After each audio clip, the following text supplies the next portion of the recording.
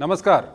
जहां एक ओर America, Israel, Iran युद्ध के बीच भारत अपनी ऊर्जा सुरक्षा को लेकर पूरी तरह संजीदा है और महत्वपूर्ण कदम उठा रहा है, वहीं भारत खाड़ी देशों में मौजूद अपने नागरिकों और सी फेयरर्स को लेकर भी तत्परता से कदम उठा रहा है। इस वीडियो में हम आपको बताएंगे कि खाड़ी के देशों में रह रहे लाखों भारतीय प्रवासियों को लेकर भारत क्या कदम उठा रहा है। युद्धग्रस्त इलाके के देशों में फंसे भारतीयों को स्वदेश वापस लाने के लिए भारत क्या कर रहा है। खाड़ी देशों में मौजूद भारतीय दूतावास इसमें क्या भूमिका निभा रहे हैं। अगर आप इन देशों में रहते हैं या किसी कारण यहाँ फंसे हैं तो आपको मदद कैसे मिल सकती है। वहीं खाड़ी इलाके में फंसे समुद्री जहाजों में काम करने वाले भारतीय नाविकों को लेकर सरकार का क्या रुख है।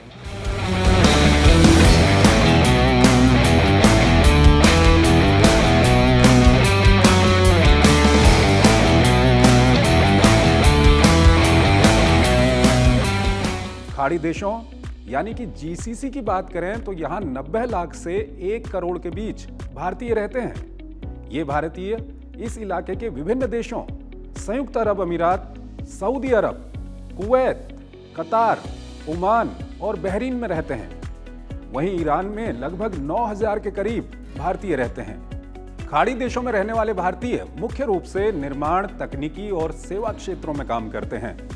ईरान में कई भारतीय छात्र पढ़ाई भी करते हैं। युद्ध शुरू होने से पहले ही भारतीय विदेश मंत्रालय और संबंधित देशों में भारतीय दूतावास लगातार अपने नागरिकों के लिए एडवाइजरी जारी कर रहे हैं। भारतीय नागरिकों को कहा जा रहा है कि वो दूतावास के संपर्क में रहें, सुरक्षित स्थानों में रहें और संबंधित देश की सरकारों और प्रशासन के निर्देशों का पालन करें। और वहीं युद्ध शुरू होने के 48 घंटे के भीतर भारत के प्रधानमंत्री नरेंद्र मोदी ने प्रमुख खाड़ी और पश्चिम एशियाई देशों के नेताओं से टेलीफोन पर विस्तार से बात की।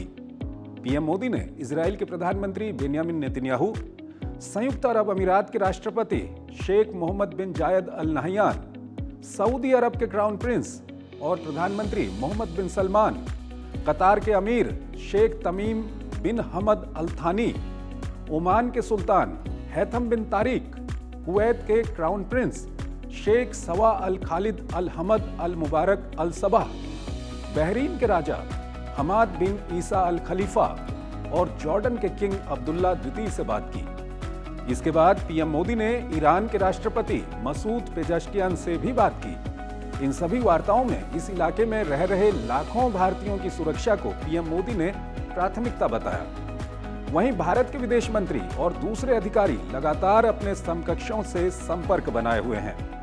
विदेश मंत्रालय ने दिल्ली में एक नियंत्रण कक्ष बनाया है और इलाके के सभी देशों के दूतावास के नंबर भी जारी किए हैं। अगर आप इस इलाके में रहते हैं या फंसे हुए हैं तो आप किसी भी प्रकार की मदद के लिए इन नंबरों पर संपर्क कर सकते हैं। आपकी सहूलियत के लिए हम ये सभी नंबर यहां दिखा रहे हैं।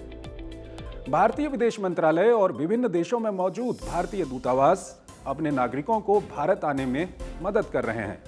उनके लिए यातायात की व्यवस्था कर रहे हैं। भारतीय विमानन कंपनियां जैसे ही मौका मिल रहा है इन देशों से विशेष उड़ानें संचालित कर रही हैं। विदेश मंत्रालय से मिली जानकारी के अनुसार 28 फरवरी से अब तक इस क्षेत्र से लगभग 2,20,000 यात्री भारत लौट चुके हैं। ईरान में फंसे 550 से अधिक भारतीय छात्रों और नागरिकों को अब तक आर्मीनिया के रास्ते दिल्ली पहुंचाया गया है। छात्रों की वतन वापसी का यह सफर आसान नहीं था।